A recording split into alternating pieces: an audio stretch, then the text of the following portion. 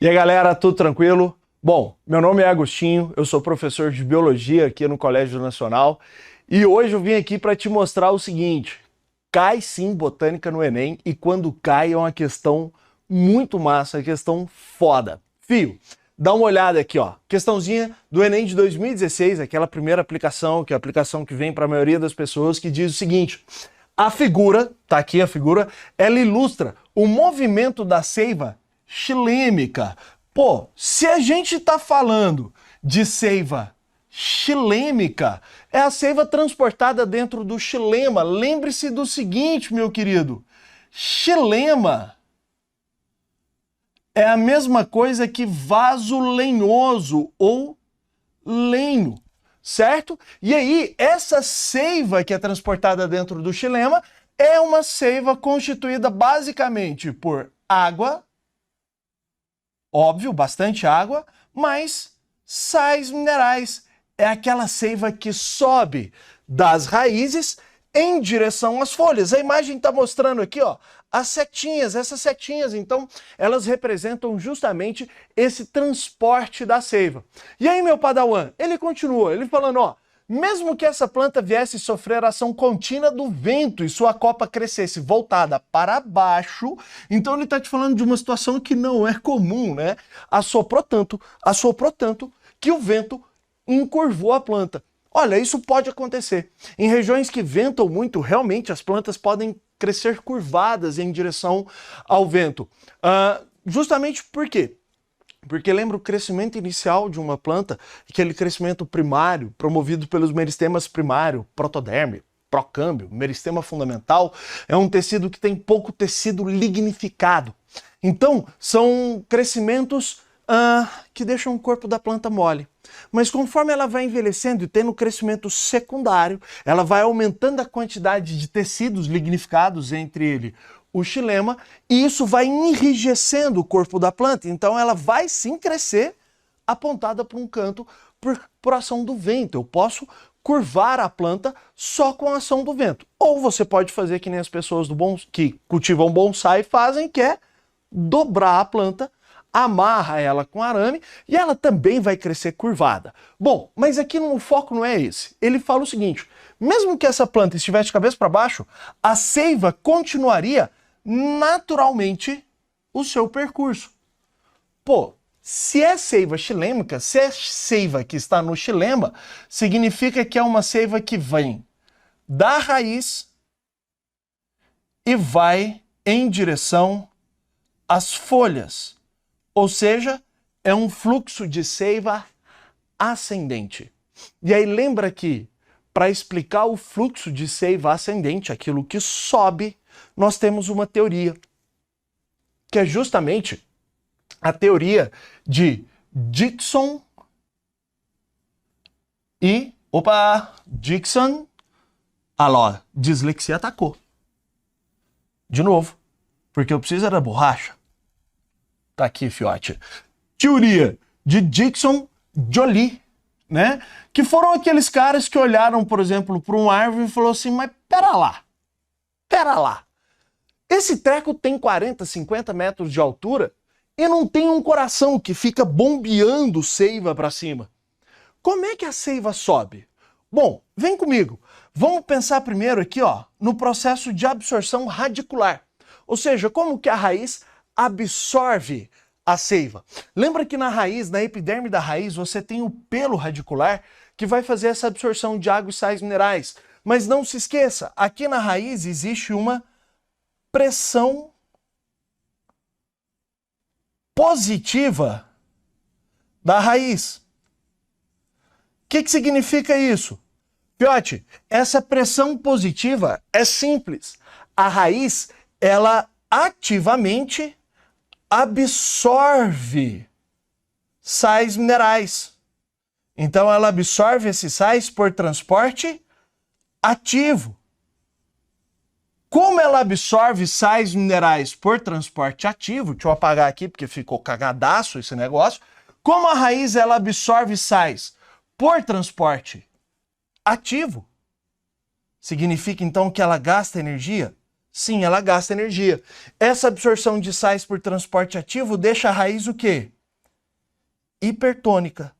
Então, as células da raiz, elas são células hipertônicas, são aquelas células mais concentradas. Tá difícil fazer uma letrinha legal hoje, mas vai dar certo, vai dar certo. Aí, fiote, o que acontece?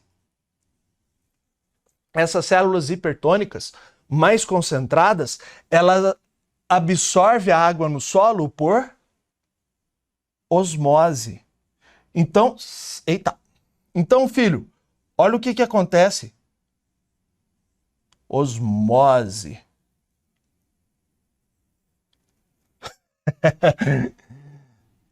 Ah, um erro aqui, um pequeno erro, mas tudo bem.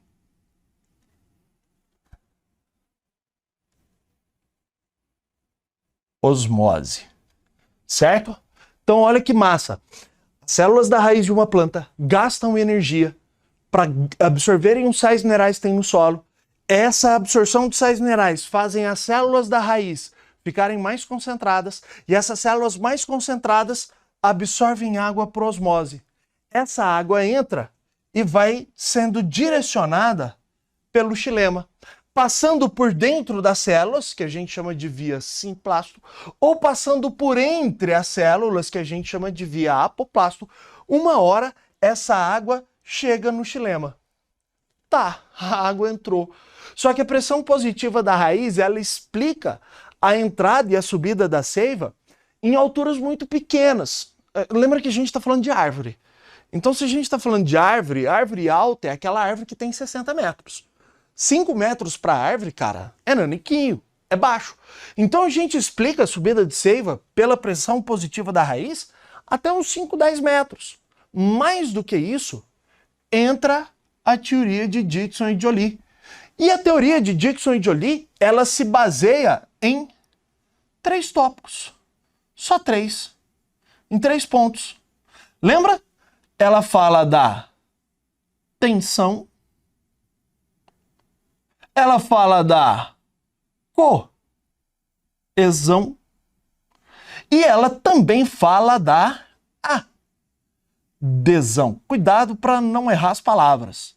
Cada uma delas aqui tem um significado que é importante no fluxo ascendente de seiva. Então, teoria de Dickson e Joly também pode ser chamada de teoria da tensão, adesão e coesão. Fiote, a tensão. O que é tensão? Cuidado, é com N. Tensão significa puxar, tracionar. Então a tensão é o que puxa as moléculas de água dentro do xilema. Essa tensão acontece aqui, ó, nas folhas, num processo conhecido como transpiração. Transpirar significa perder vapor d'água. E a perda de vapor d'água, esse processo de transpiração, ocorre principalmente pelo estômato ou estoma. O estômato ou estoma é isso que acabou de aparecer aqui atrás de mim. Essa estruturazinha aqui, ó, que é formado por 2 células guardas, uma célula guarda aqui, outra célula guarda ali, e uma abertura, que é chamada de poro ou ostíolo, que é aqui, ó, onde eu tô colorindo essa aberturazinha aqui. Quando o estômato está aberto, ocorre o quê? A planta, ela ganha CO2, ou seja, ela absorve gás carbônico, porém, com o estômago aberto, ela perde água. Então, a planta transpira quando os estômatos estão abertos. Esse estômato ele vai abrir quando a célula guarda estiver túrgida, quando a célula guarda estiver cheia de água. Se por algum motivo o estômato estiver fechado, isso significa que a célula guarda está plasmolizada, portanto ela perdeu água. Consequentemente, com o estômato fechado, o que acontece? O estômato fechado significa que essa célula ela não ganha gás carbônico, certo? Ela não absorve CO2. Fica apertado, mas não tem problema. Mas ela também o quê? Não transpira. não perde água. Beleza? Ela não transpira. Ficou espremidinho aqui, mas beleza. O importante é você lembrar o quê? Que com o estômago aberto, essa planta, ela perde água, ela perde vapor d'água. Portanto, o estômago aberto é quando tem transpiração. E a transpiração, então, ela gera essa força de tensão, certo? Então, a tensão é o resultado da transpiração, que ocorre através dos estômatos. Vou abreviar a transpiração aqui. Agora a gente fica com duas forças, né? A coesão e a adesão. Vamos por partes? Como é que a água chega no xilema? Pela absorção da raiz, pressão positiva da raiz. Como é que a água sobe pelo xilema? Pelo processo de transpiração, que gera uma tensão. Filho, a tensão a gente também pode falar que é uma força de sucção. Aí a gente lembra do Wazowski, né? Dá uma sugada. Exatamente. A força de sucção. É como se as folhas estivessem sugando a água dentro do xilema e fazendo as moléculas de água subir. Agora, o que garante que puxar as moléculas de água que estão aqui na folha, ó, aqui dentro, aqui na folha, você tem um xilema, certo? Você tem aqui, ó, moléculas de água dentro desse xilema. Tá aqui. O que garante que puxar essas moléculas de água pela transpiração vai puxar as moléculas de água que estão aqui embaixo? Justamente o quê? A coesão. O que é uma coisa coesa? Coesão significa uniformidade. É tipo você e tia Karen no terceiro ano primário fazendo uma visita ao parque. A tia Karen vai na frente, puxa a primeira criança e todas as crianças vão acompanhando a tia Karen, porque tá todo mundo de mão dada. Imagine que dentro do vaso do xilema, as moléculas de água, tá vendo a molécula de água aqui, meu padawan? Essas bolinhas vermelhas? Então, essas moléculas de água, elas estão conectadas. Como? Existem pontes de hidrogênio ou ligações de hidrogênio entre as moléculas de água. Isso garante uma uniformidade. Puxar uma molécula de água significa puxar todas as outras moléculas de água. Então, olha que massa. A transpiração, ela puxa as moléculas de água na folha. Como essas moléculas estão todas conectadas, ao puxar as moléculas de água da folha, eu também puxo as moléculas de água que estão dentro do vaso do xilema. Isso garante a movimentação. Aí você fala assim, tá, professor, então a coesão é a união entre as moléculas de água por pontes de hidrogênio. E a adesão? Galera, a adesão, ela também é o resultado da interação água com a parede do xilema. Você quer ver um exemplo da adesão? É quando a molécula de água espontaneamente interage com a parede do vaso xilemático e se adere na parede do vaso xilemático e fica paradona ali. Lembra quando você era um jovem padawan pequeno e escalava o beiral da porta? E aí, ao escalar o beiral da porta, você pressionava o beiral da porta com o seu braço e sua perna e você ficava numa altura massa ali. O que você não podia fazer? Soltar os braços ou soltar as pernas. Porque a partir do momento em que você parasse de pressionar o beiral da porta, provavelmente você ia se estabacar no chão, você ia rachar os dentes, experiência própria, né? Eu falei assim, sou miranha, cruzei os braços, na hora que eu cruzei os braços, o que aconteceu? Caí. Acontece. Bom, enfim, a adesão é justamente você escalando o beiral da porta. A molécula de água, ela vai se aderindo. Olha aqui, ó. Esse ponto aqui, vou até trocar de cor para destacar legal. Roxo. Dá uma olhada aqui, ó, nesse momento em que a molécula de água, ela cola na parede do xilema. E aí ela está aderida. Isso garante, então, que a coluna d'água não vai descer. Então, peraí. Vamos retomar. Como é que a água entra na raiz? Pressão positiva da raiz. A raiz, ela absorve sais minerais por transporte ativo, fica mais concentrada e ganha água por osmose. Como é que a água que entrou na raiz sobe pelo xilema? teoria de Dickson e Joly, que fala que nas folhas ocorre transpiração sempre que o estômago estiver aberto. Essa transpiração gera uma força de tensão. Aqui, ó, a transpiração puxando água de dentro do xilema e essa água saindo na forma de vapor. Isso puxa as moléculas de água que estão dentro do xilema. O que garante que aquelas moléculas de água que estão no interior do xilema vão subir? A coesão, porque todas as moléculas de água do xilema estão conectadas por ligações de hidrogênio. Puxar uma significa movimentar toda a coluna. E o que evita da coluna d'água descer?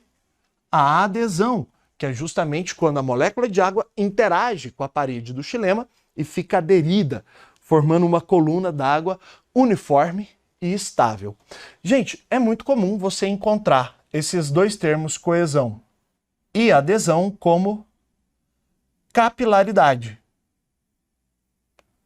Se falar em capilaridade, você vai esbravejar? Você vai falar assim, não, é adesão e coesão. Não, você vai aceitar, porque adesão e coesão é o que garantem a capilaridade, certo? Fiote, agora a gente consegue responder. Então vem comigo. Ó, então, o que garante que mesmo que a copa estivesse voltada para baixo, a seiva continuaria o percurso dela o que garante o transporte dessa seiva é o quê? O que garante o fluxo de água subindo das folhas em direção à raiz? Olha aqui, ó, um estômato. Esse estômato está perdendo o vapor da água. E aí a setinha, ela está te mostrando a seiva subindo. Consequentemente, eu sei que garante o transporte a gutação. Pô, não, filho. A gutação acontece quando as folhas perdem gotículas d'água. Isso acontece porque o solo está encharcado. Gutação está fora. É a gravidade. Bom, não dá para ser gravidade, concorda? Porque eu estou te mostrando a seiva subindo contra a gravidade. Então tem alguma coisa puxando essa seiva. E ele falou que colocar a árvore para baixo, o percurso continua naturalmente. Então era uma força que não é a gravidade. É a respiração? Não, meu padawan, respiração é quebrar a glicose. Não é esse processo. É a fotossíntese? Olha, se você marcasse fotossíntese, eu não te julgaria de jeito nenhum. Porque a fotossíntese está relacionado, né? A água sobe para fazer fotossíntese nessa região da folha aqui, ó, que é o mesófilo, onde tem um parênquima clorofiliano. Mas não pode ser a fotossíntese, porque a fotossíntese, ela já é um processo dentro da célula. E eu estou te mostrando que a água está saindo através do estômago, o vapor da água. É um processo que ocorre fora da célula, fora dos cloroplastos.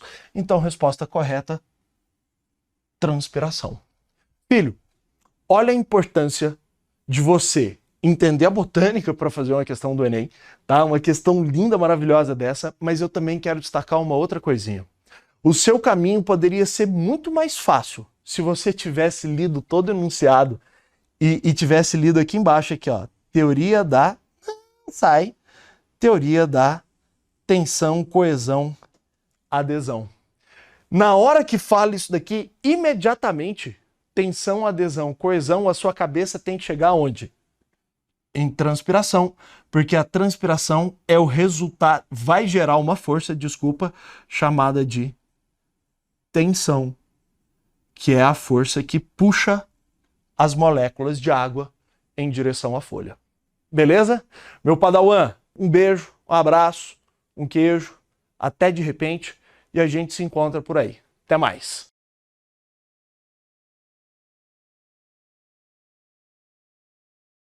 Pessoal, professor Paulinho, Biologia, mais umas diquinhas aqui para vocês terem um excelente desempenho nessa prova do Enem. Bom, pessoal, veja bem a primeira questãozinha, ó. Uma mulher deu à luz o seu primeiro filho e após o parto, os médicos testaram o sangue da criança para a determinação de seu grupo sanguíneo. O sangue da criança era de tipo O, RH positivo. Imediatamente, a equipe médica aplicou na mãe uma solução contendo anticorpos anti-RH, uma vez que ela tinha o sangue O-RH negativo. Qual é a função dessa solução de anticorpos? Bom, pessoal, sem dúvida alguma, a questão aborda a incompatibilidade materno-fetal chamada eritroblastose fetal. Recordando com vocês, quais são as condições para que ocorra eritroblastose fetal? Vamos lá, depois a gente volta novamente na questãozinha. Sabemos que para ter eritroblastose fetal, a mãe, obrigatoriamente, a mãe tem que ser RH negativa. O pai, obrigatoriamente, RH positivo. A eritroblastose fetal só ocorre em criança positiva. Sabemos que logo que nasce uma criança positiva, após o parto, passa sangue da criança para a mãe. A mãe é negativa. Entre hemácias contendo o antígeno RH. É estranho a mãe. Se nada for feito, a mãe se sensibiliza e produz anticorpos anti-RH. Mais tarde, quando essa mulher engravidar novamente de uma criança positiva, esse anti-RH passa da mãe para a criança. Se a criança for positiva, o anti-RH destrói parte das hemácias da criança, levando a eritroblastose fetal. Então veja bem, uma criança que nasce com eritroblastose fetal nasce por quê? O que houve nela? Destruição das hemácias. Quem é que destruiu as hemácias da criança? Anticorpos anti-RH, que vieram da mãe. A mãe nasceu com anti-RH? Não. Quando que ela adquiriu? Após o parto de uma criança RH positiva. A mãe se sensibilizou e produziu anti-RH. Então aquela injeção que foi dada na mãe logo após o parto da criança positiva foi para evitar que a mãe se sensibilizasse, evitasse que a mãe produzisse anti-RH. Porque se a mãe não tivesse anti-RH, nós não teríamos hemácias destruídas e a criança teria nascido normal. Tudo bem? Então veja bem, para que ocorra eritroblastose, a mãe tem que ser negativa, o pai positivo, e a eritroblastose fetal normalmente começa na segunda criança positiva. Para evitar que as hemácias dessa criança sejam destruídas, vamos evitar que a mãe produza anti-RH. Como? Injetando na mãe anti-RH. O anti-RH injetado vai destruir as hemácias que passar da criança para a mãe. Antes que a mãe se sensibilize, antes que a mãe produza o anti-RH, essas hemácias foram destruídas. A mãe não se sensibilizou, a mãe não produziu anti-RH e assim a sua próxima criança positiva não terá eritroblastose fetal. Então, pensando no que ele havia perguntado, ele perguntou o seguinte, qual é a função dessa solução de anticorpos? O anti-RH injetado na mãe vai destruir as hemácias que passar da criança para a mãe para evitar que a mãe se sensibilize. Então, qual a função? Letra A, modificar o fator RH do próximo filho? Não tem essa capacidade. Destruir as células sanguíneas do bebê? Sim, destruir as células que passar da criança para a mãe antes que a mãe se sensibilize, antes que a mãe produza anti-RH. Então, destruir as células sanguíneas do bebê que passaram para a mãe, evitando que a mãe se sensibilize, tá? Formar uma memória imunológica na mãe para evitar que a mãe desenvolva memória imunológica, destruir os anticorpos, evitar que a mãe produza anticorpos, promover a alteração do tipo, A injeção é dada com a finalidade de evitar que a mãe se sensibilize, que a mãe produza anti-RH. Beleza? Recordamos então uma questãozinha envolvendo eritroblastose fetal, que é uma incompatibilidade do RH. Beleza? Vamos avançar? Próxima questãozinha. Próxima. Vamos ver. Lá. Uma questão, inclusive, do Enem. Uma questão que envolve... Bom, bora lá. A anemia falciforme é uma das doenças hereditárias mais prevalentes do Brasil, sobretudo nas regiões que receberam maciços contingentes de escravos africanos. É uma alteração genética caracterizada por um tipo de hemoglobina mutante designada por hemoglobina S, anemia falciforme. Indivíduos com essa doença apresentam eritrócitos com formato de foice, daí o seu nome. Se uma pessoa recebe um gene do pai e outro da mãe para produzir hemoglobina S, ela nasce com um par de genes SS e assim terá anemia falciforme. Se receber de um dos pais o gene para hemoglobina S e do outro o gene para hemoglobina A, ela não terá a doença, apenas o traço falcêmico AS, e não precisará de tratamento especializado. Entretanto, deverá saber que se vier a ter filhos com uma pessoa que também herdou o traço, eles poderão desenvolver a doença. Olha só o que ele falou para mim, Esse indivíduo aqui que tem o traço falcêmico, AS, Se vier a constituir família com outra pessoa, também com traço falcêmico, AS, esse casal poderá ter uma criança poderá esse casal ter uma criança SS, uma criança com anemia falciforme. É isso que ele contou para nós. Beleza? Bom, vamos ver o que ele está pedindo para nós. Ah lá. 2 casais, ambos membros heterozigotos do tipo AS, para o gene da hemoglobina, querem ter um filho cada. Dado que um casal é composto por pessoas negras e o outro por pessoas brancas, a probabilidade de ambos os casais terem filhos, um para cada casal, com anemia falciforme é igual a... Pessoal, vamos recordar aqui um pouquinho, eu acho que vale a pena nós buscarmos aqui a genética da anemia falciforme. Nós temos o indivíduo AA, hemoglobina A, esse indivíduo é normal, herdou uma cópia do GNA do pai, outra cópia do GNA da mãe. Temos a criança SS, com problema de saúde sério, essa criança tem anemia falciforme. Essa criança só produz hemácia, só hemácia, em forma de foice, menor capacidade de transporte de oxigênio, tratamento especializado, tem que fazer transfusão sanguínea.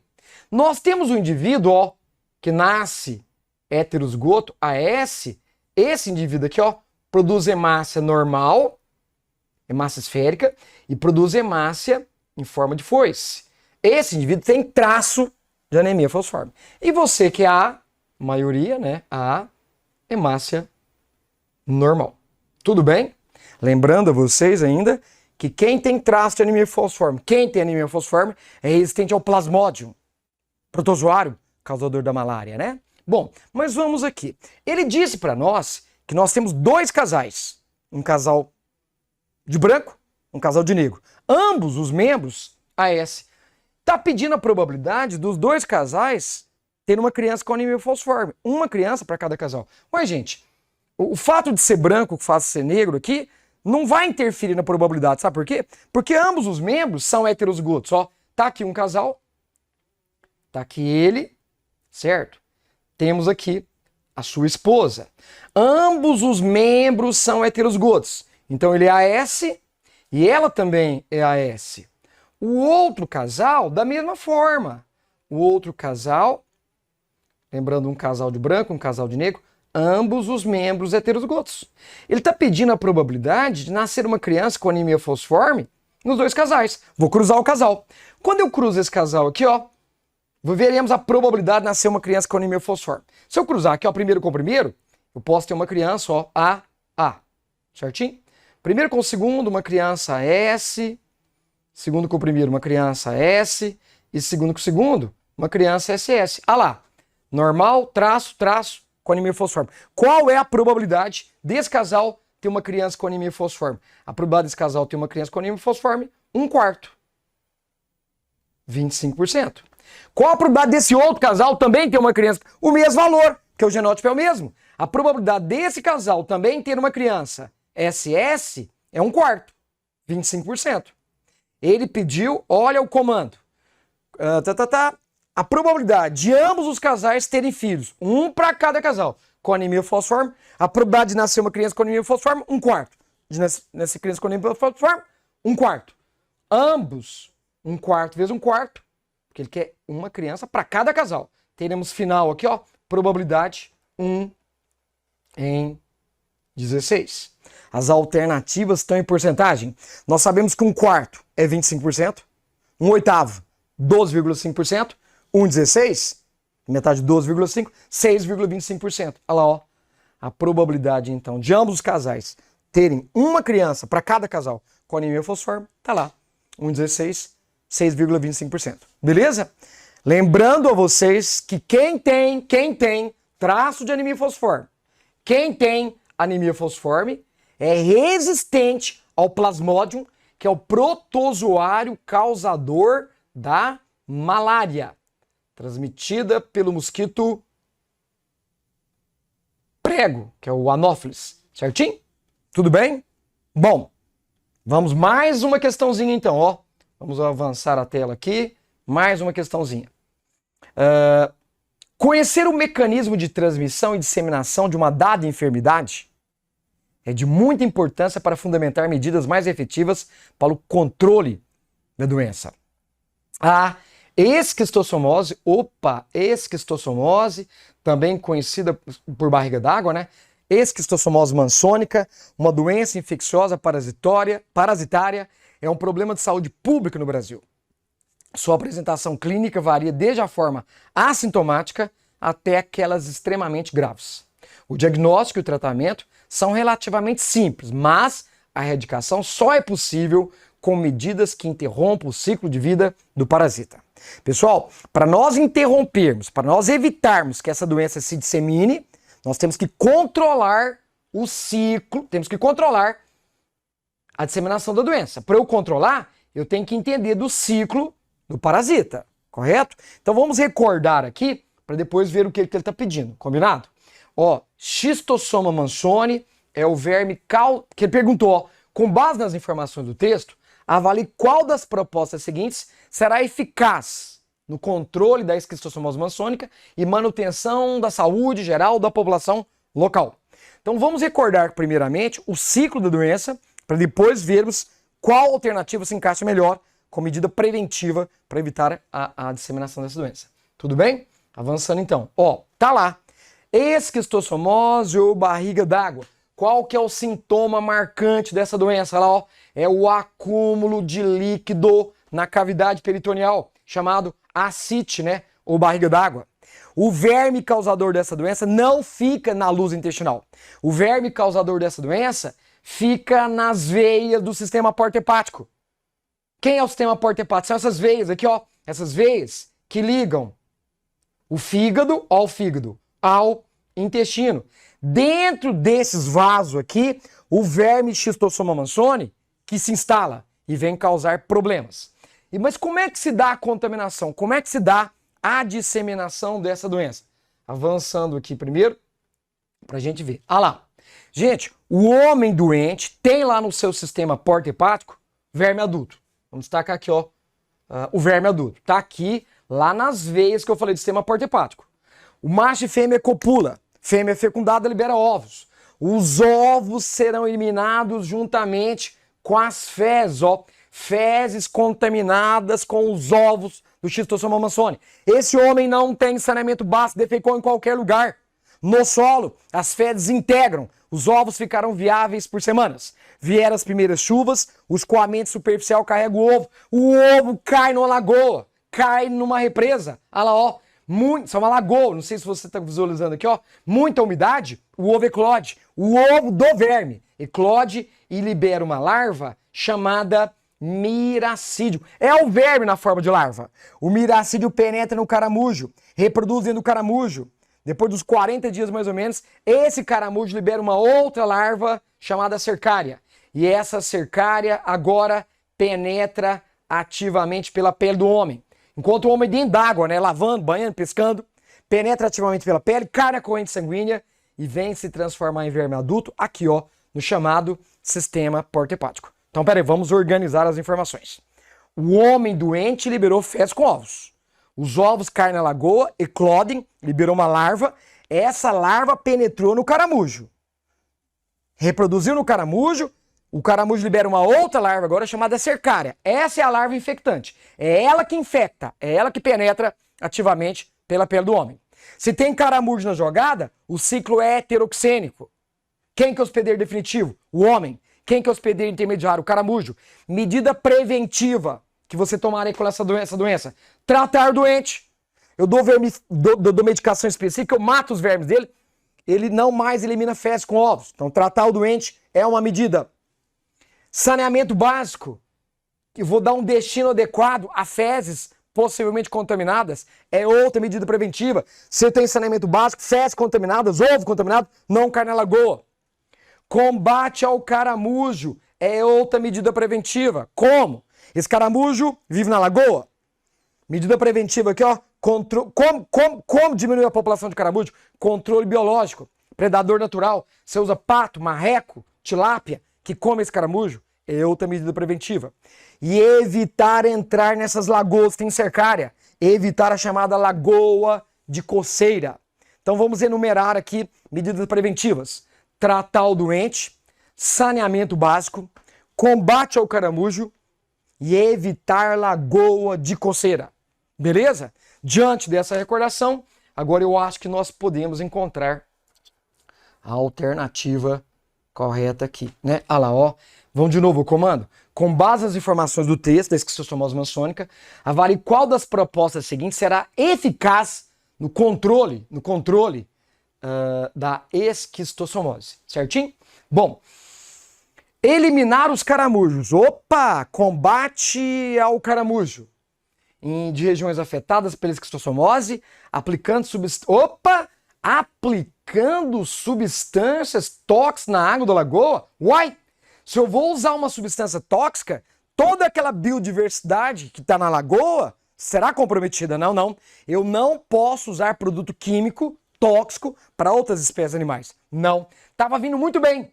Controle da população de caramujo. Mas quando fala aplicar substâncias tóxicas, nós invalidamos esse item aqui. Letra B. Evitar a contaminação de corpos de água, lagoa, represa, por ovos, certo? Que o ovo cai, libera o miracídio do esquistossoma, com a construção de instalação sanitária, aqui, ó. Isso, pessoal, ó, construção de instalação sanitária, o indivíduo não vai defecar em qualquer lugar. Teremos um destino adequado a fezes, possivelmente contaminadas. É uma das medidas preventivas, certinho. Essa se encaixa. Deixa eu ver as outras. Evitar utilizar água da lagoa de regiões afetadas pela esquistomose para beber ou para o... Não, nós não temos aqui via oral. Eu não posso evitar utilizar essa água aqui. Apesar, pessoal, apesar do seguinte, se nós bebermos aquela água com cercária, e a cercária antes de cair no meu estômago, ela pode penetrar pela mucosa bucal e esofágica. Mas isso é muito difícil. Via oral, a gente quase não considera essa medida preventiva, tá? Mas saibam vocês que a cercária pode penetrar pela mucosa bucal, tá? Mas aqui, ó, o uso de preparo de alimentos, a gente está descartando, tá? Impedir o consumo de carne, não tem nada a ver com consumo de carne. Impedir o consumo humano de hortaliças regadas com água. A água poderia ter cercária, mas jogar água com cercária lá, essa cercária morre. Então não faz sentido. Então, como item correto, como alternativa correta, letra B. Beleza? Então nós já tivemos aqui 3 questõezinhas, correto? Vamos mais uma? Vamos mais uma? Acho que dá tempo de mais uma, não dá? Bom, rodando aqui. Questão 4. Dupla humilhação destas lombrigas.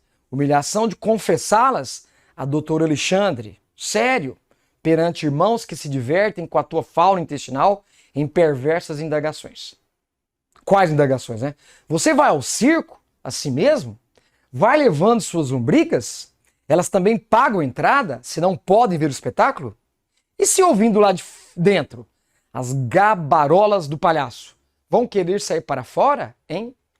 Como é que você se arranja? O que é pior? Mínimo verme, 15 centímetros modestos, não mais, vermezinho idiota. Enquanto Zé, rival na escola, na queda de braço, em tudo, se gabando, mostra no vidro o novelo comprovador de seu justo gabo orgulhoso. Ele expeliu, entre os e as, de agudo pasmo familiar, formidável tênia porcina, a solitária de 3 metros. Gente, então, enquanto alguém tinha a lombriga, o Zé, a lombriga com 15 centímetros, o Zé aqui tinha um verme com 3 metros de comprimento. Nu. O texto de Carlos Drummond de Andrade aborda 2 parasitoses intestinais que podem afetar a saúde humana. Gente, quais são essas 2, né? Ele falou aqui, ó, cadê? Ó, lombriga. Então, aqui eu estou me referindo a um nemateuminto, provavelmente o Ascaris lumbricoides. E aqui, ele falou, ó, a solitária é a tênia, que é enquanto que aqui é um nemateuminto, né? Nemateuminto, a tênia é um plateuminto, verme achatado. Bom, que mais? Aí ele fala assim para nós, né? Com relação às taênias, mais especificamente,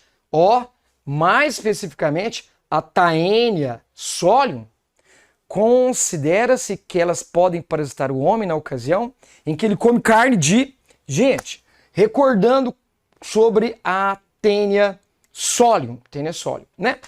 Ou Quando o homem tem o verme adulto, o Zé lá tinha o verme adulto. Quando ele tem o verme adulto, ele tem uma doença chamada teníase. Quando o indivíduo tem teníase, todos os dias ele libera, ó, deixa eu passar para frente aqui. Todos os dias ele libera fezes contaminadas com proglotes, que são os anéis finais da tênia, proglotes grávidos, repletos de ovos. Não tem saneamento básico, defecou em qualquer lugar. Esse ovo contamina água e alimento de porco e vaca. Opa, se eu estou falando de vaca, eu me refiro a Taenia saginata.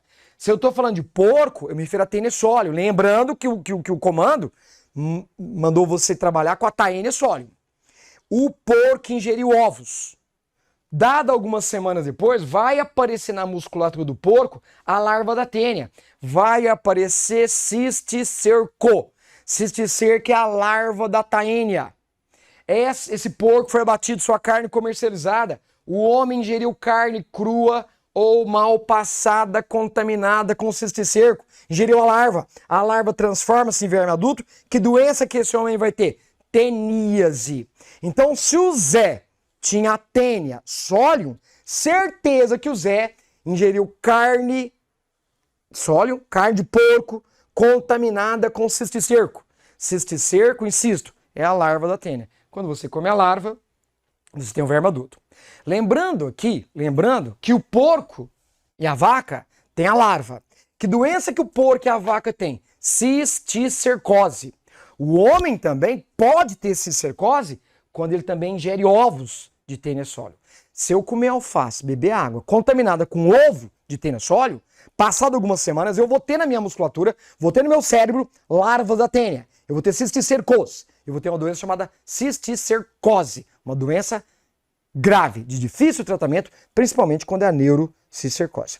Mas no caso do Zé, o Zé tem um verme adulto. Se o Zé tem um verme adulto, o Zé ingeriu carne de porco contaminada com cisticerco. Por que eu estou falando de carne de porco? Porque lá no comando ele falou especificamente a Taenia solium. Então, se nós olharmos as alternativas, olha lá, com relação às tênias, especificamente a Taenia solium, deixa eu voltar aqui, com relação à Taenia solium, especificamente a Taenia solium, considera-se que elas podem parasitar o homem na ocasião em que ele come carne de peixe, não, frango, não, porco, carne de porco mal passada, o cisticerco está vivo.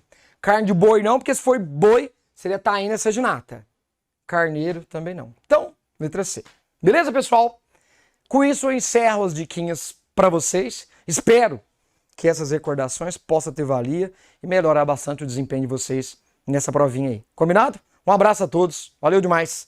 Tchau para todos.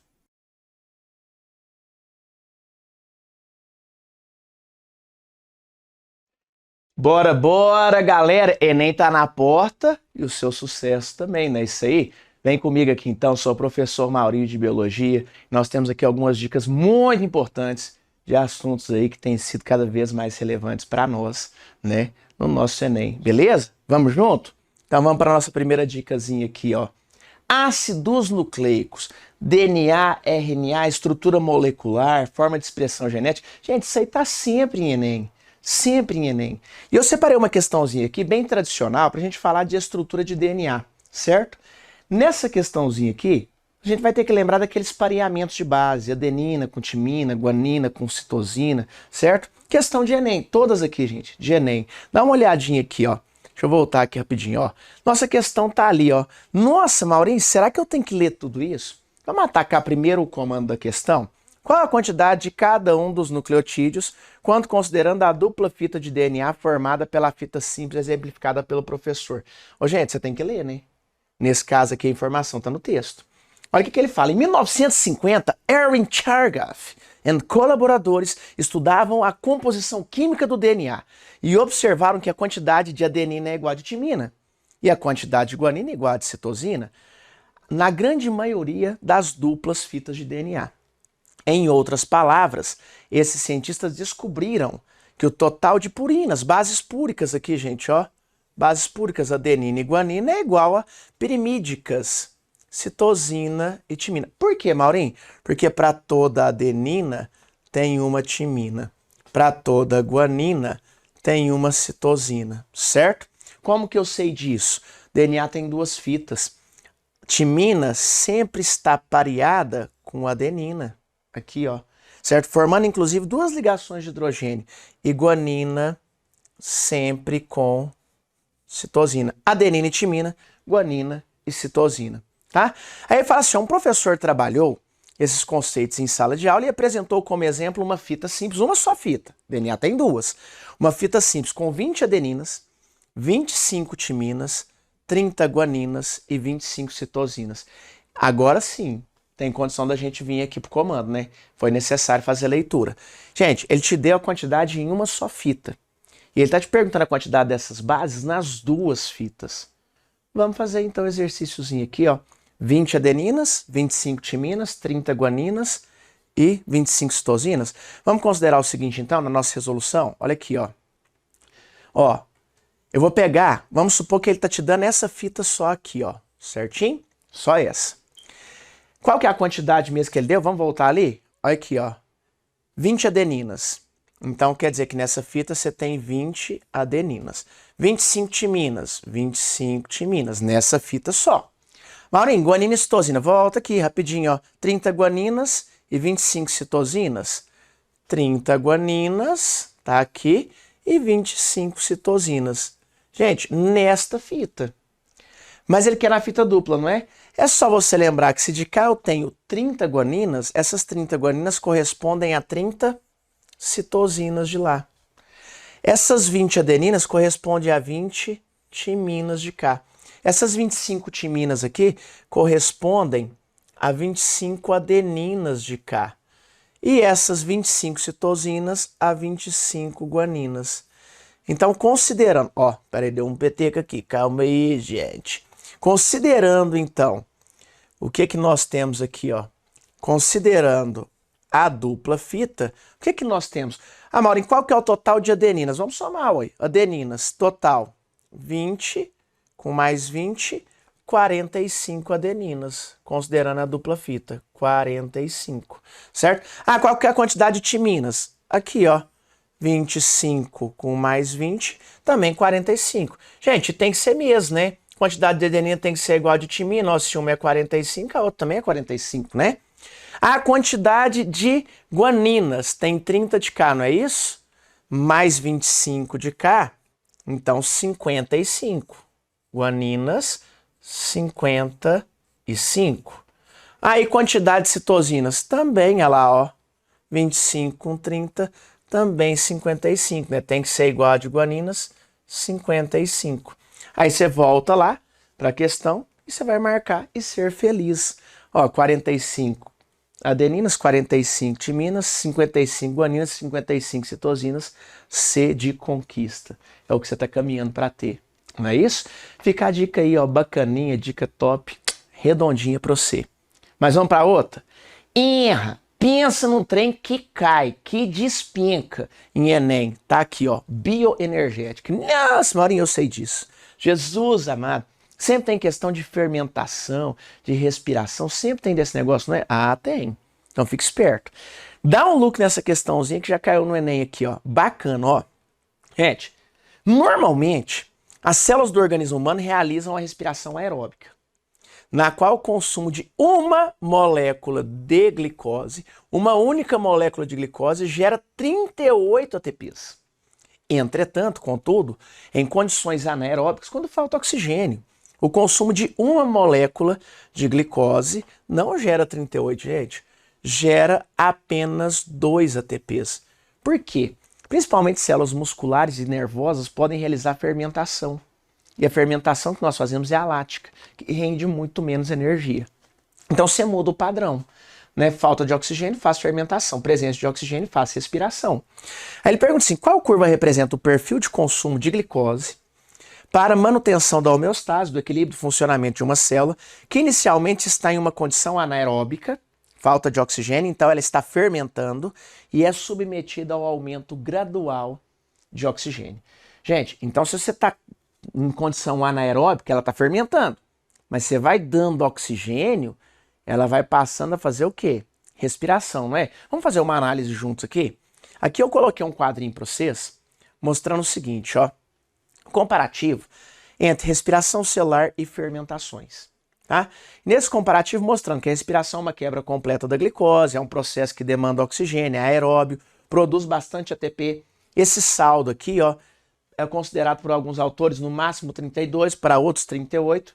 E nos seres eucariontes, parte acontece no citoplasma, parte na mitocôndria. Fermentação não, quebra incompleta, anaeróbica, baixo rendimento e ocorre puramente no citoplasma.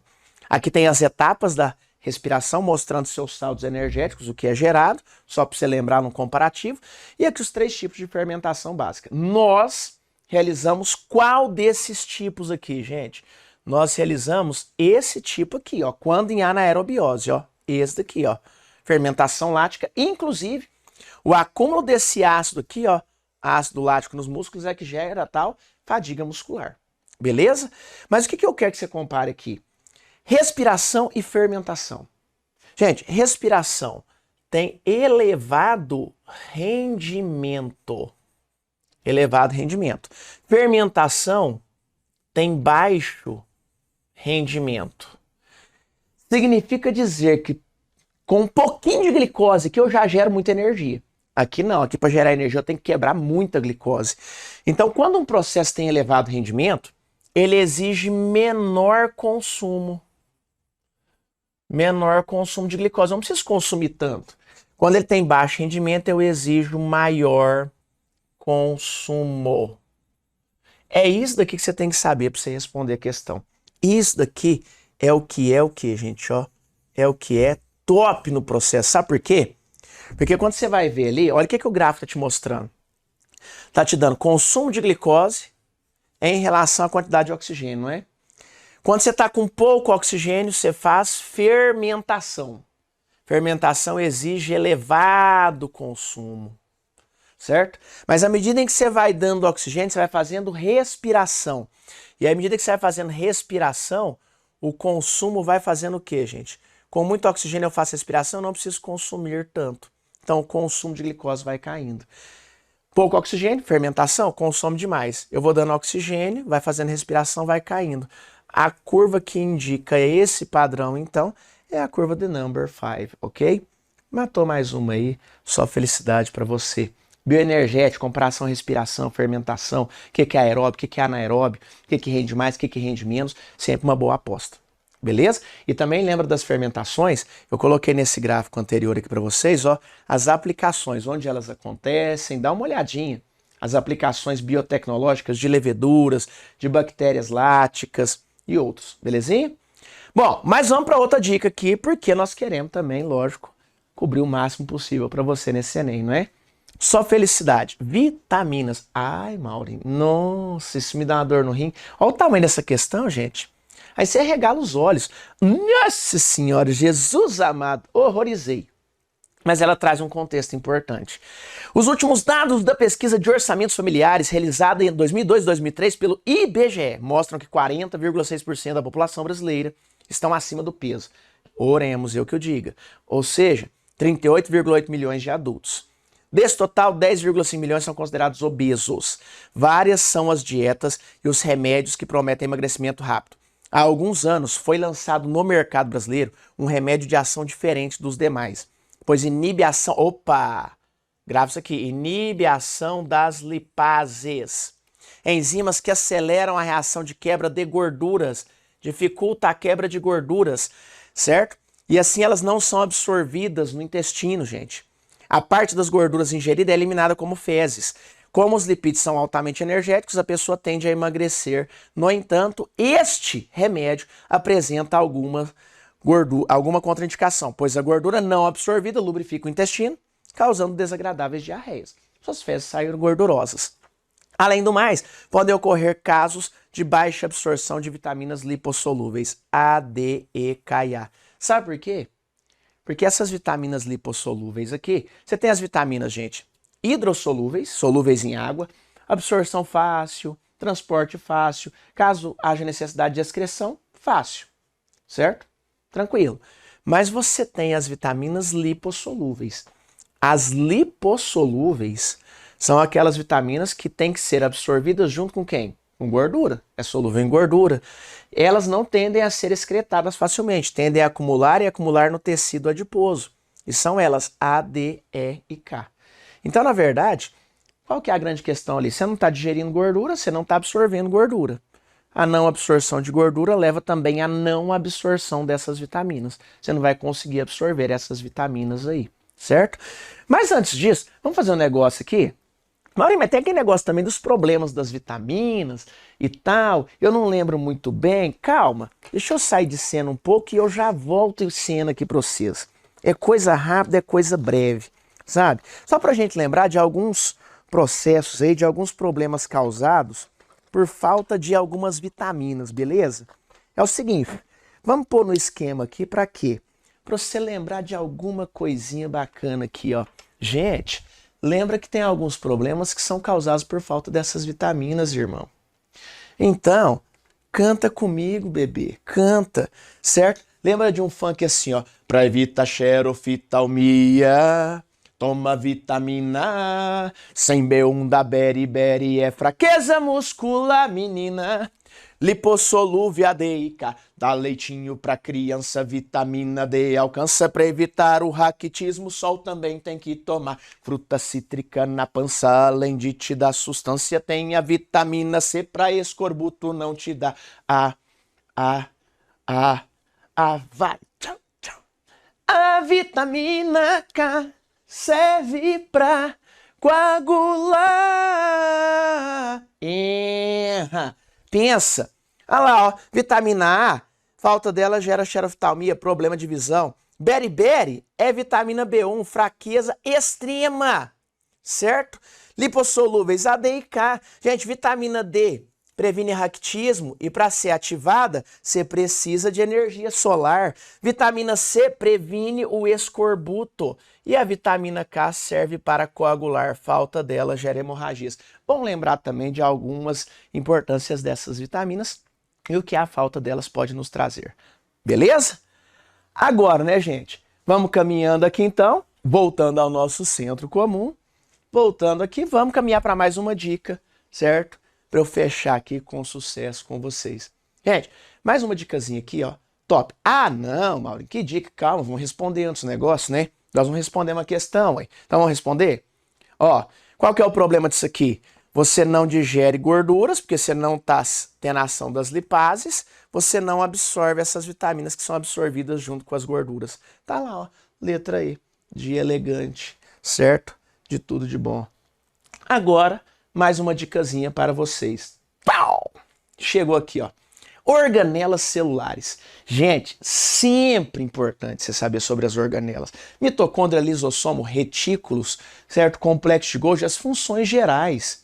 As funções gerais. Ai, Maurinho, canta pra nós. Canto, gente. Na suavidade, mitocôndria é quem faz respiração. Ribossomos sintetizam proteínas de montão. O complexo de Golgi empacota a secreção.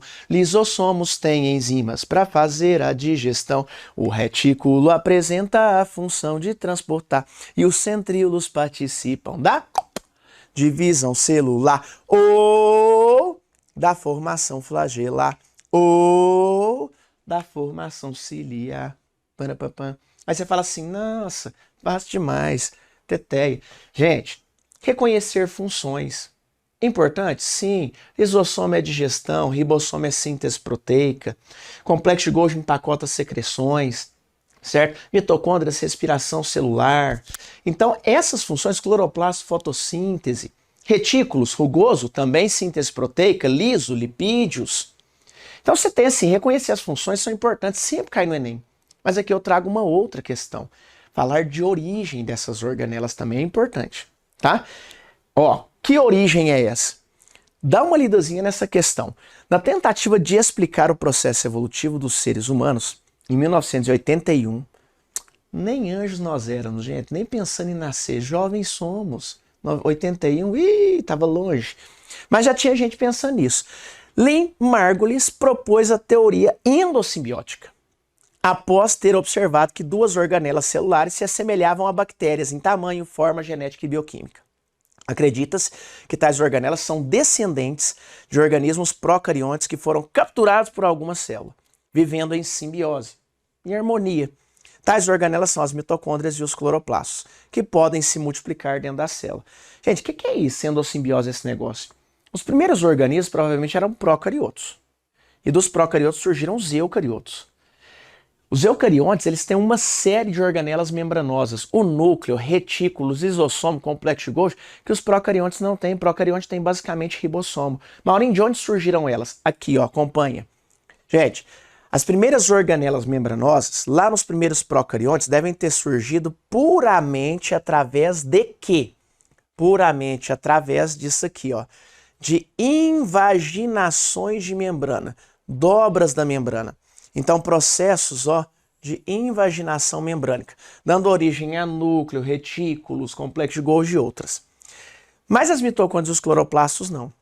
Após essa ocorrência, provavelmente esses primeiros eucariontes englobaram bactérias fotossintetizantes, englobaram bactérias respiradoras que passaram a viver aqui dentro. E essas bactérias em simbiose é que deram origem aos cloroplastos e às mitocôndrias. Maurinho, quais são as evidências disso? Cloroplastos e mitocôndrias têm dupla membrana. Ah, mas isso aí não é uma evidência tão forte, é? Porque o núcleo também tem dupla membrana e não veio por endossimbiose, então vamos pegar uns trem melhor? Eles têm DNA próprio e o DNA é típico similar ao de bactéria, ele é circular, DNA circular. Tem ribossomos próprios. E os ribossomos, se você for mais a fundo, é similar aos de bactérias, a gente chama de 70S, uma medida ribossomo. Eucariontes é 80, eles são 70. E autoduplicam. Autoduplicam. Gente, isso aqui é evidência que eles têm seus próprios genes, que eles têm uma certa autonomia. Evidências de que eram micro-organismos independentes. Vamos responder então? O que é a evidência disso? A multiplicação dessas organelas deve-se ao fato delas apresentarem o quê? A multiplicação. Ah, você tem ribossomo próprio, tem membrana duplicada. Beleza, código genético diferenciado não tem. Mas o problema aqui é a questão do quê? Só multiplica quem tem seu próprio comando, e seu próprio comando é o DNA próprio. Galera, então é isso aí, entendeu? É isso aí. É só manter foco, força e fé que você vai chegar lá e com certeza vai garantir o que é melhor, tá bom? Conte sempre conosco aqui, você pode ter certeza que a nossa energia positiva está sempre com você. Então, vai, garante, o que é teu já está guardado, está só te esperando lá, fechou? Forte abraço para vocês, ó. Beijinho no coração, fui.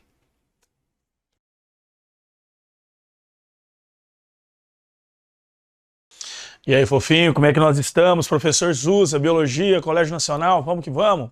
Aqui nós preparamos alguma coisa para vocês relacionada à fisiologia humana. Dentro da fisiologia humana, nós vamos trabalhar sistema reprodutor, ciclo reprodutor feminino, tudo bem? É um tema que é um tema recorrente nos processos seletivos e no Enem também é um tema que é cobrado geralmente, tudo bem? De uma forma mais aprofundada, de uma forma mais superficial, mas sempre abordando a ação hormonal, a parte cíclica do funcionamento do descamamento do endométrio e também a formação do endométrio, os hormônios que influenciam em tudo isso daí. E a gente vai dar uma olhadinha nisso daqui, a partir de uma questão cobrada do Enem, tá? Então tá assim, antigamente os homens é que ficavam menstruados, isolavam-se num tapirizinho perto da aldeia. Um jovem guerreiro resolveu guardar o sangue que escorria em um potezinho de barro. Passavam ao largo mocinhas para ir ao rio tomar banho, espiando curiosos. Uma delas caçoava sarcástica, bem feito para os homens. Tem que ficar fechados, escorrendo sangue com inveja de nós, que passeávamos à vontade. O rapaz ficou tão vermelho de raiva quanto o sangue que juntava no potinho. Pegou o talo de capim, encheu-o de sangue como se fosse uma colher e jogou o sangue no corpo dela. Acertou em cheio, bem no meio das pernas. Nesse dia, as mulheres todas ficaram menstruadas. Agora os homens é que zombavam delas. Isso aqui é utilizado como texto motivador, mas na verdade, o texto acima, que expressa o mito indígena, isso é um mito indígena, né? Trata de forma bastante diferente de se perceber a menstruação de forma bastante diferente. Embora no mito indígena a menstruação seja abordada como algo negativo, ela é considerada muito importante, pois é. O que é a menstruação em si, né? Aqui ele está abordando de uma forma mitológica como um processo que acontecia nos homens na origem, né? Que passou a acontecer nas mulheres, como se fosse até mesmo um castigo.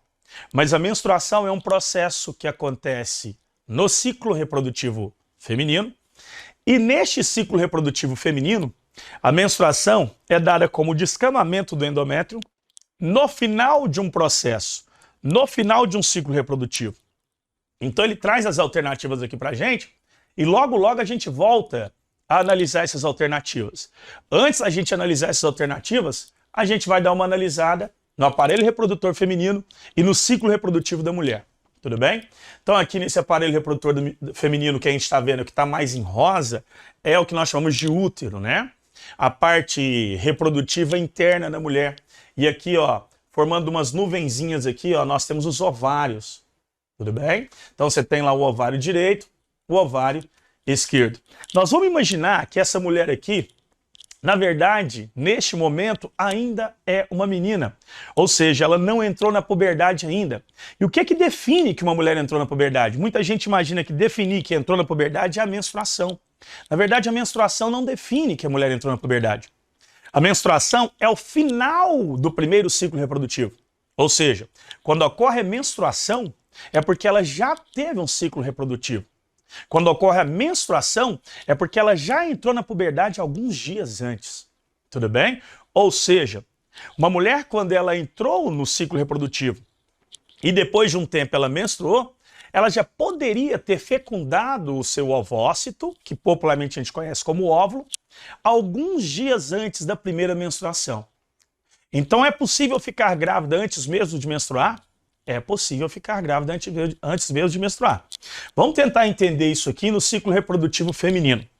Antes de mais nada, quando é que a mulher entra na puberdade? Zusa, se não é a menstruação que define que ela entrou na puberdade, o que vai determinar que ela está entrando na puberdade? Olha que coisa interessante.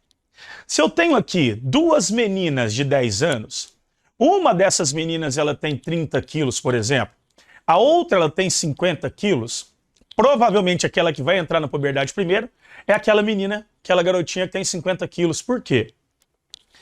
Quando uma mulher cria mais tecido adiposo, o tecido adiposo da mulher, ele começa a liberar um hormônio chamado leptina. E esse hormônio denominado leptina é um hormônio que demonstra para o cérebro que o organismo já tem uma reserva nutricional suficiente para gerar um embrião, para gerar uma vida associada àquela pessoa. Ela já tem nutrição para ela e por um bebê que ela vai desenvolver. Então, o que está relacionado a entrar na puberdade antes ou depois no sexo feminino é a produção de leptina. E essa leptina é produzida por tecido adiposo ou pelo tecido adiposo. Então, quanto mais tecido adiposo, mais precoce será a puberdade. Tudo bem? Então vamos imaginar que essa menina já tem tecido adiposo suficiente para conseguir, então, nutrir um embrião. A partir daí, queridos, o que vai acontecer? O folículo ovariano que está presente lá no ovário, e a mulher já nasce, vamos lembrar, com todos os folículos ovarianos já prontos. O homem, ele vai produzindo gametas durante a vida, a mulher, ela já nasce com os folículos. Folículos são estruturas onde os gametas femininos vão amadurecer internamente ali. Ela já nasce com todos os seus folículos ovarianos prontos, só faltando o processo de maturação, né? Eles já estão lá, só faltando então a maturação, para que eles possam ser aptos a liberar o óvulo, o ovócito, e a fecundação acontecer. Então aqui está o folículo ovariano, ó. E esse folículo ovariano, ele vai começar a crescer, e o que tem lá dentro, que é um pontinho preto, que a gente chama de ovócito secundário, é o nome correto para isso. Ovócito secundário, ele já está se formando, né? Ele já está numa estrutura que pode ser, então, viável, liberada e fecundada. Esse folículo ovariano, ele desenvolveu devido à presença de um hormônio produzido lá na hipófise. Esse hormônio produzido na hipófise é conhecido como uma sigla FSH, o hormônio folículo estimulante. Esse hormônio folículo estimulante é produzido lá na base do cérebro, lá na hipófise especificamente. Qual é a função desse hormônio então, Zusa? A função desse hormônio é induzir o desenvolvimento do folículo ovariano. E o folículo ovariano desenvolvendo começa a produzir um hormônio sexual, um hormônio denominado estrógeno. A menina já nasce produzindo estrógeno, tudo bem. Só que quando ela começa a desencadear essa maturação do folículo ovariano, a produção de estrógeno aumenta, porque é o próprio folículo amadurecendo que vai produzindo cada vez mais estrógeno. A partir dessa produção de estrógeno, o que nós temos? Essa parede interna do útero desenvolvendo. Essa parede interna do útero é o endométrio. O endométrio, então, vai crescendo em virtude da presença do estrógeno. Olha lá, ó, a parede interna do útero crescendo. É uma parede muito vascularizada, como a questão vai tratar disso aí logo logo. Quanto mais o folículo cresce, mais estrógeno ele vai produzindo. Então uma mocinha já produzia estrógeno antes. Quando o folículo começa a amadurecer, o estrógeno começa a aumentar. E quanto maior é o folículo, mais estrógeno é produzido e mais essa parede interna do útero vai desenvolvendo. Olha para ela lá, ó. Parede interna do útero vai crescendo cada vez mais. Este é o endométrio. O pico de estrógeno é percebido pela hipófise, é percebido pelo cérebro. E quando o pico de estrógeno é percebido pela hipófise, lá na base do seu cérebro, um hormônio será secretado pela própria hipófise.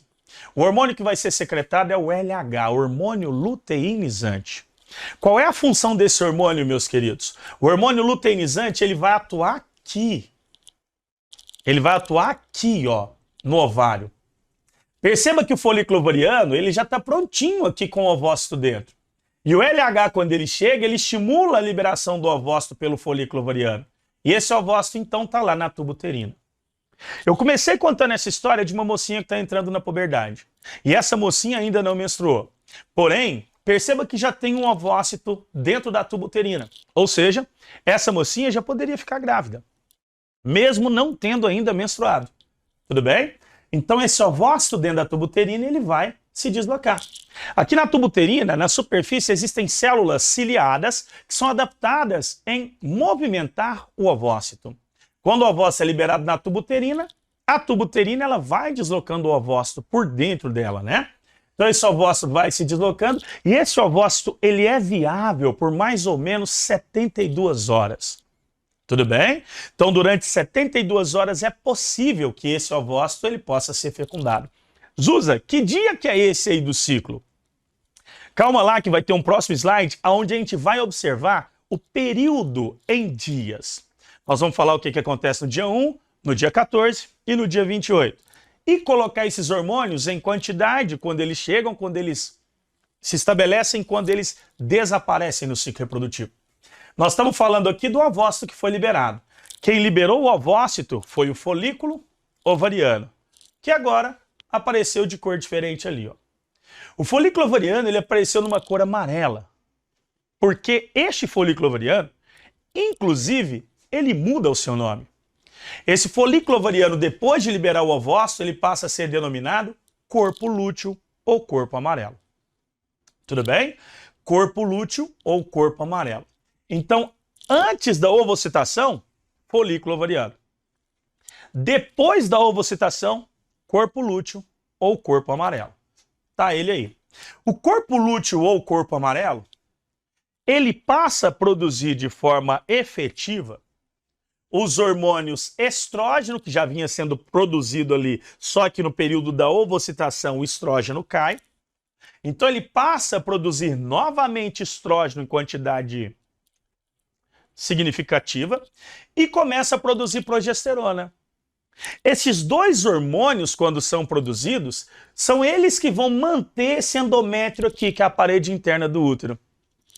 Esses dois hormônios serão produzidos enquanto houver a chance da fecundação e da nidação, que é a instalação do embrião ali na parede do útero, acontecer. Enquanto tiver chance dessa mulher ficar grávida, o corpo lúteo ou corpo amarelo continua produzindo estrógeno e progesterona. Tudo bem?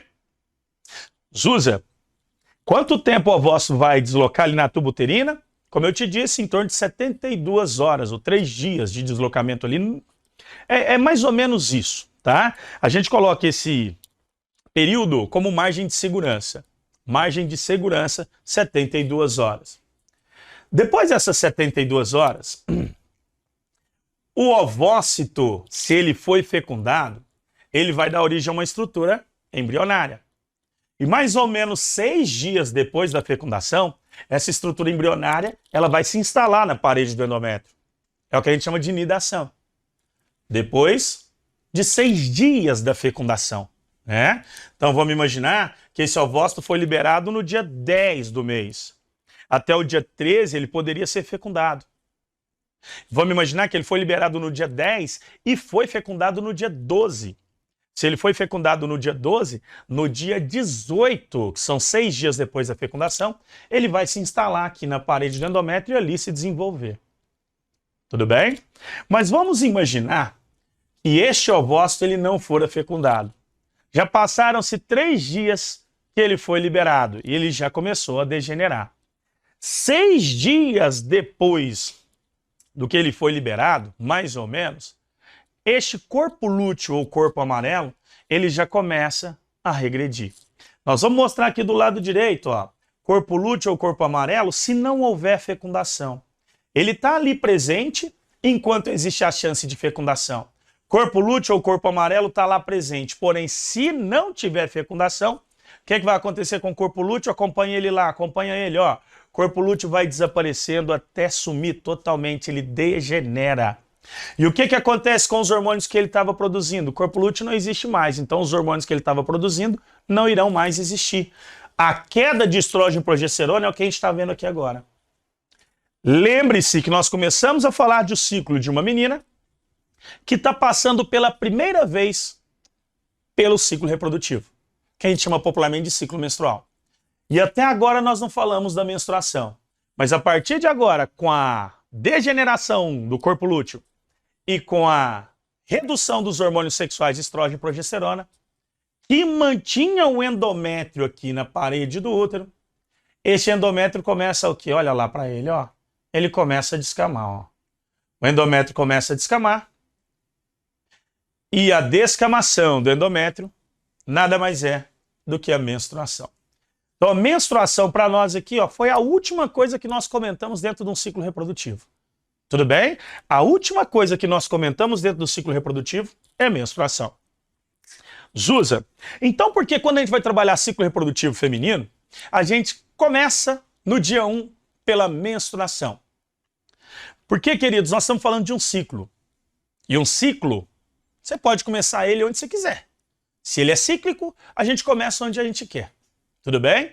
E aonde é o ponto do ciclo mais nítido da gente começar a comentar sobre o ciclo reprodutivo? Óbvio que é na menstruação, porque a menstruação ela é visualizável.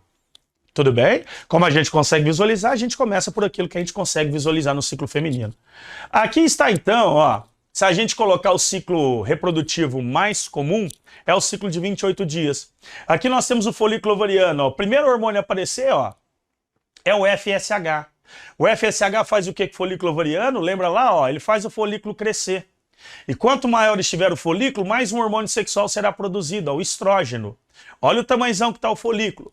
O ovócito secundário já deve estar pronto aqui dentro, em torno do dia 14. Tudo bem? O estrógeno, quando ele sobe, ele bloqueia o FSH. O FSH vai descer. Quando o estrógeno sobe, o FSH cai. Tudo bem? E aqui, ó, que tamanho das pílulas anticoncepcionais mais antigas. Altas taxas de estrógeno, não deixando o FSH ficar elevado, não deixando ele subir desde o início do ciclo. Assim sendo, o folículo não amadurece, a mulher não ficaria grávida. Tudo bem? Nós estamos em torno do dia 14. Olha lá em torno do dia 14 o que acontece. Ó. O hormônio LH aparece, ele só aparece no dia 14. E o que ele força? A ovocitação, liberação do óvulo ou ovócito. A partir de agora, essa mulher está num período de fertilidade, porque o ovócito foi liberado. O estrógeno cai nesse 14º dia. Porém, depois que liberou o ovócito, nós temos essa estrutura em amarela que é o corpo lúteo. Em amarelo que é o corpo lúteo. e o corpo lúteo passa a produzir progesterona e volta a produzir o estrógeno. Ó. Progesterona e estrógeno. É possível a mulher ficar grávida mais ou menos nesse período? É. E o embrião é denominado blastocisto e ele se instala na parede do endométrio. Tá ele aqui, ó. Blastocisto na parede do endométrio.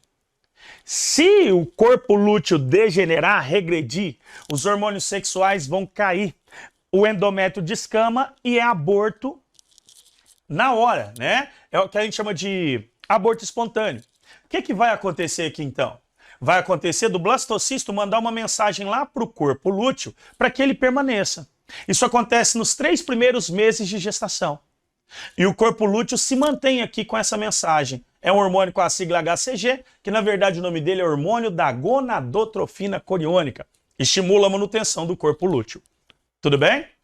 Zusa, mas e se não tiver blastocisto? Vamos apagar ele aqui, ó. Não tem. Não tem blastocisto, não tem HCG. Se não tem HCG, o que acontece com o corpo lúteo? Ele regride, ele degenera. Assim sendo, os hormônios progesterona e estrógeno caem. E o que vai acontecer aqui no 28º dia? Nada. Não se esqueça que a menstruação acontece no dia 1 do ciclo. O 28º, o 27º são períodos pré-menstruais. Aqui em cima, ó, só para a gente finalizar esse assunto, eu estou colocando a menstruação acontecendo do dia 1 até o dia 5. Todos esses 14 primeiros dias que a gente tem um folículo ovariano, a gente chama de fase folicular. Depois dos 14 dias até o dia 28, a gente chama de fase lútea, devido à presença do corpo lúteo. Em torno do dia 14 aqui, ó, é que nós tratamos como período fértil. É o período onde a mulher poderia engravidar se mantivesse alguma relação sexual sem nenhum método preventivo. Tudo bem? Zusa, por que de 14 a 17 é período fértil? Porque o ovócito ele consegue sobreviver em torno de 72 horas. Por que dia 11 a 14 é período fértil? Aqui já é devido à sobrevida do espermatozoide. Uma relação sexual no dia 11, o espermatozoide pode permanecer na tuba uterina até o dia 14. Tudo bem? Para a gente finalizar esse tema, a gente volta para a questão. E na questão que trata do texto, no tema, né? Lá onde a gente teve o texto motivador falando sobre a menstruação, ele pergunta: embora no mito indígena a menstruação seja abordada como algo negativo, ela é considerada muito importante, pois é o quê?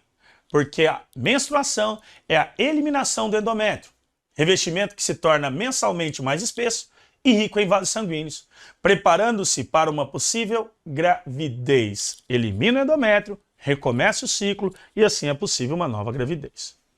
Tudo bem, meus queridos? Espero ter ajudado, espero que isso seja cobrado de vocês muito antes para que a gente possa ter sucesso em mais uma questão de Enem por aí. Beijo, não some fofinho, fica com Deus, tchau, tchau.